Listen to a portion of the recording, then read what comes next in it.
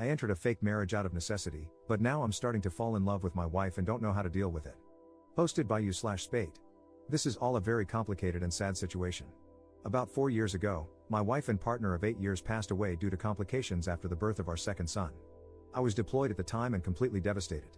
After flying home, I felt that nothing would ever make me happy again. My sons are great, now 6 and 4, but overwhelming, so I asked a sister of one of my Marine buddies, Cass, to help out. She had been friends with my wife, but not close friends, and she agreed in exchange for a place to stay. At the time, Cass was only 20 years old and in quite a bit of debt due to her extremely abusive ex-boyfriend, whom she had finally left about 3 months earlier. During the first few weeks of her helping out with the boys, she asked to borrow money to see a doctor due to shaking hands. She had no insurance. I happily obliged. She was an angel, doing all the cooking and cleaning and keeping my young family together. It turned out that she had developed some sort of neurological disorder, probably brought on by repeated abuse. At the time, it seemed simple. I had good insurance, she needed healthcare, I never thought I'd be able to move on from my wife, and she was afraid of intimacy. I agreed that I would marry her but keep our relationship platonic. She promised not to burden me with her debt, and we had a prenuptial agreement and all. I know that this is fraud of the government, hence the throwaway, but we were both so damaged and needed somebody, even if not intimately. The past 3 years have been about as good as expected, if not better. Cass is great, better than great. She keeps the house spotless, has food ready every night when I get home, and has been working overnights as a baker and has almost paid off her debt. Her condition has improved greatly as well, thanks to the excellent medical care she received. With the boys, she is a saint. She tells them about their mother, shows them pictures, takes them places for fun, and even taught them how to read. Of course, the 6-year-old just finished kindergarten, but my 4-year-old is going to be the smartest kid in his class next year. Sometimes, the 4-year-old calls her mommy, but she shushes him and reminds him her name is Cass and that mommy is the angel whose picture is above the fireplace.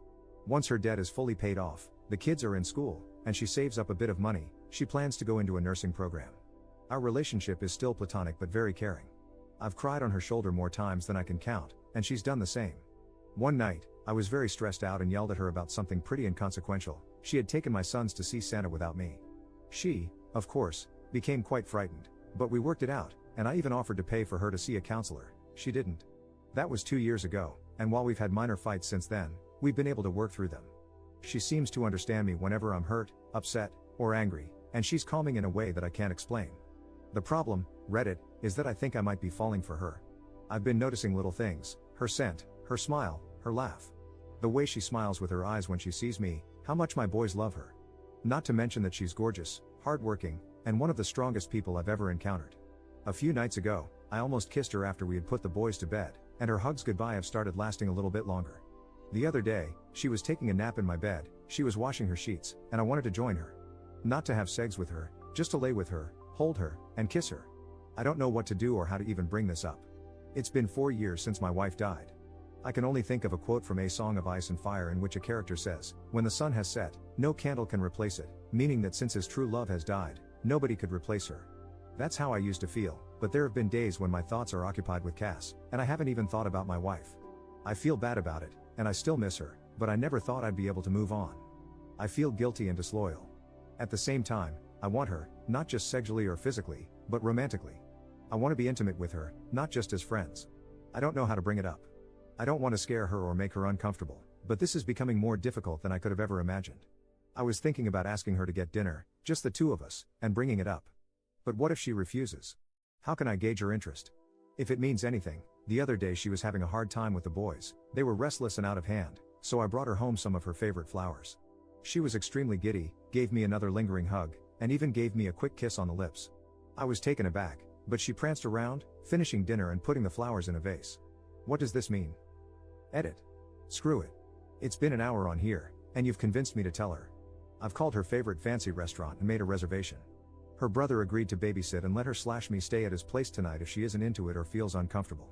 She paid off her debt this morning. Apparently, she just texted me a picture of the check, and next week is our 3-year anniversary, so that's the prelude. I'm going to tell her at dessert. I'm nervous as hell. Update 1 day later. Last night was hectic at first. Our younger son ate what he called a giant fuzzy spider, and Cass wanted to take him to the hospital, even though he was fine. Her brother, we'll call him Joe, told her he'd take care of it and basically forced her out of the house to celebrate getting out of debt. She really didn't seem like she wanted to go. At all. I was getting nervous. We got to the restaurant pretty early, but luckily, they had a table. She ordered wine, which was odd because she hasn't drunk much since breaking up with her ex, but I figured it was a time to celebrate. We made small talk for a while, but it felt forced, and I knew I had to tell her soon. Before the entrees even came, I said I had something to talk to her about. She didn't smile and told me, "I know." Joe told me. My goddamn heart almost stopped. That prick. I hurriedly told her I was so sorry, that I didn't want her to find out that way, and I had wanted to tell her myself. She shook her head, frowned, and said it was okay. She just wanted me to be happy and said I deserved it. I told her I didn't want to stress her out or make her uncomfortable, but I needed to tell her and see how she felt, and that it was completely up to her. She gave me a look and said that, actually, it was up to me, and I should just do what made me happy. She mentioned she was probably going to move out after her program ended and promised to stay out of the way until then. That's when I realized something was off and asked what the hell Joe had told her. She said he told her I wanted to take her out to dinner to tell her I'd started developing feelings for a girl and wanted to ask her permission to ask this girl out. It was then I realized Joe had set me up for the most climactic pickup line ever to exist. Our entrees came, I had shrimp and pesto gnocchi, and she had crab legs, for you detail lovers, and I explained that, yes, I'd started developing feelings for a girl, I just didn't want it to mess up what we had. She said it wouldn't mess anything up, that she still loved the boys, and that she'd take care of them in the house. I then explained that I wasn't going to ask the girl on a date, though, and she asked incredulously why not. Then I dropped the smoothest line I've ever dropped, because I'm already on a date with her. Right? Thanks, Joe. He must have known about the movie I had planned and really wanted that line. She gave me this look, the same one she gives my sons when they say things like, "I'm going to the mall by myself," or "I have a girlfriend named Tammy." Then she looked away, smiled, shook her head, and asked, "Really?" I nodded and told her I cared about her more than anybody else alive, other than my sons, that I loved our family, and that I'd fallen in love with her.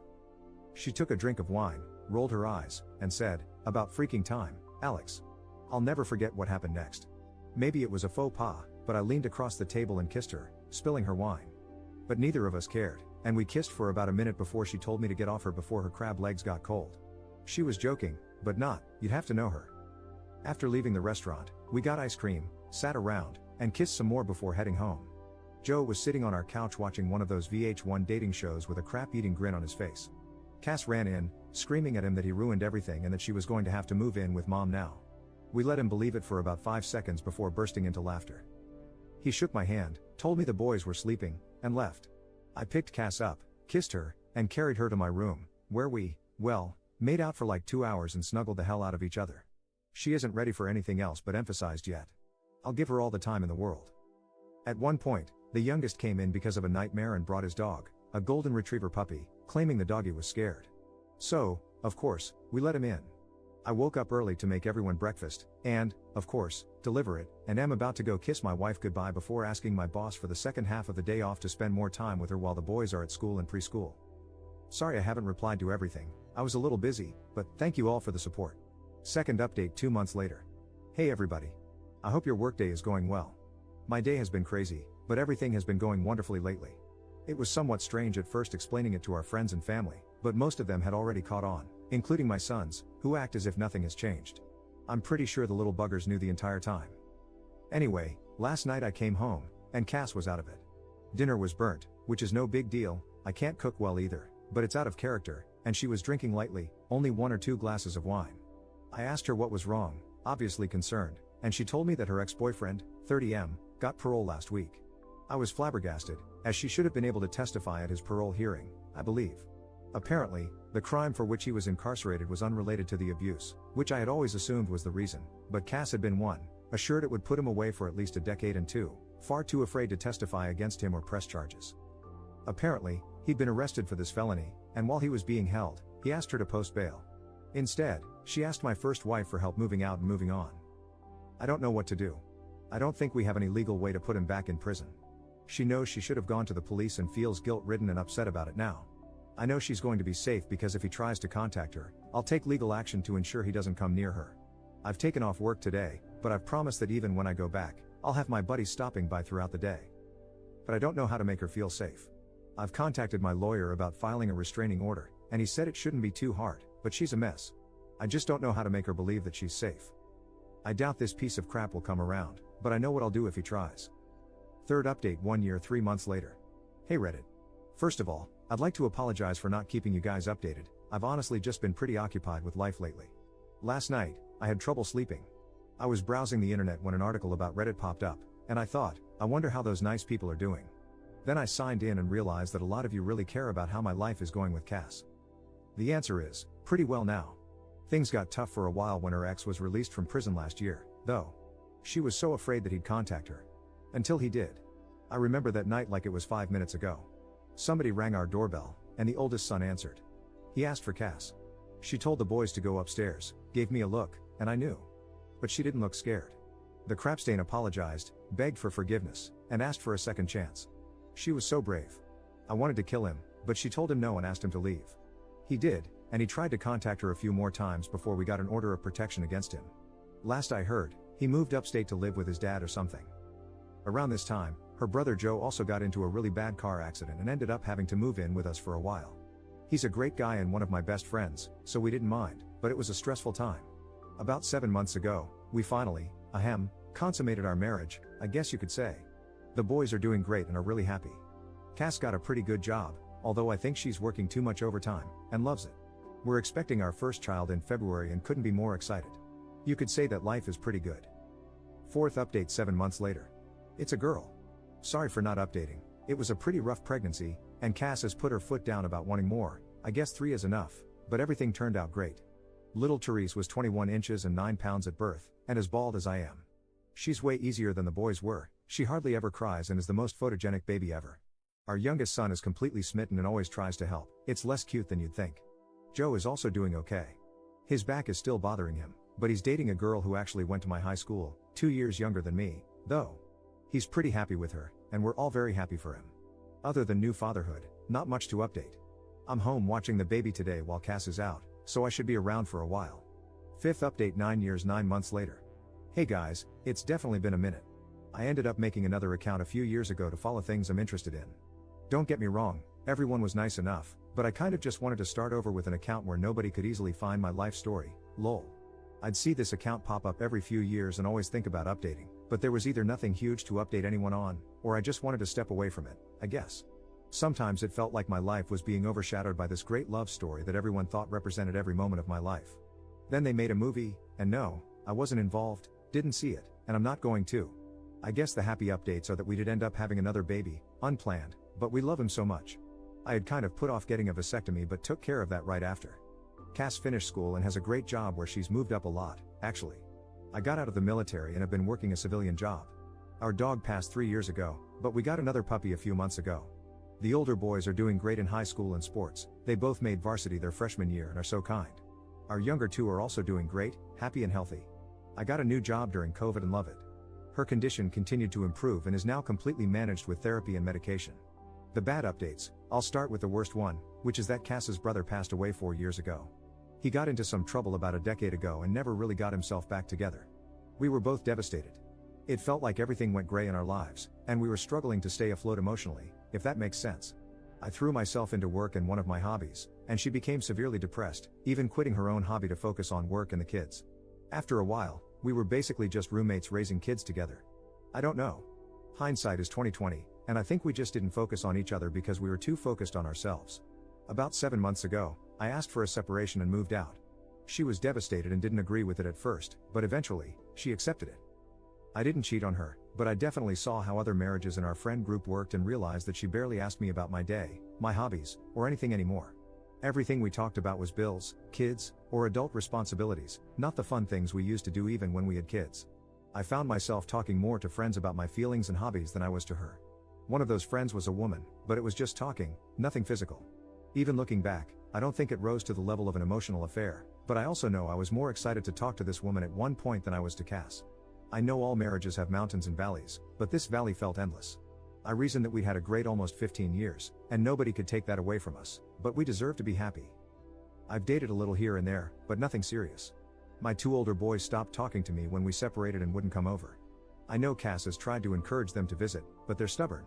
I think they blame me. She says she hasn't told them anything, but I don't know. The younger ones were coming over every other weekend and whenever I asked them to. Around September, I realized I'd made a huge mistake. Unfortunately, around that same time, I found out she'd started seeing someone else, a woman she used to work with.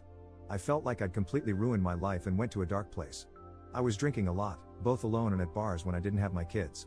There were a few incidents where we fought, really fought. Sometimes she wouldn't let me talk to the kids, saying she knew I'd been drinking, which hadn't been an issue when we were together. I got mad and said some things I now regret. I quit drinking around the holidays, about a week before Christmas. It was hard with all the parties, but I'm glad I did. Since then, I've been asking for more time with the kids and trying to reach out to my older two. Now, my younger kids come over almost half the time, and my second oldest sometimes joins them. The oldest was nice to me when I came over for the holidays, but he doesn't answer my calls or texts. The kids and I are all in individual therapy. I'm not sure where to go from here. I asked Cass if she wanted me to take the kids for Valentine's Day, but she said she didn't have plans. She ended things with her girlfriend a few weeks ago. I kind of joked that we could hang out since we'd both be alone, but I don't think she realized I was serious. I was, and still am. I can see things more clearly now that I've been sober for a month.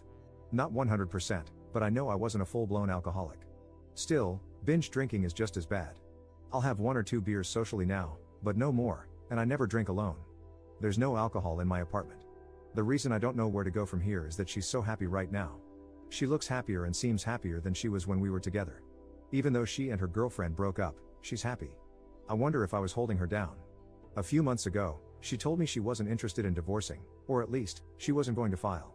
She said she'd appreciate a heads up if I did because she'd want to work with me. I don't want to get divorced. I don't want to be separated. I don't want to live in this stupid apartment anymore without my kids or my wife. I don't think it's an easy fix where I can just take her out to dinner and tell her how I feel. I've thought about asking her to join a therapy session with me, or even suggesting couples counseling, but every time I want to ask, I hesitate. I guess I'm afraid of her saying no. Now that she's single and I'm sober, I think she'd be more likely to say yes, but if she doesn't, I'd be crushed.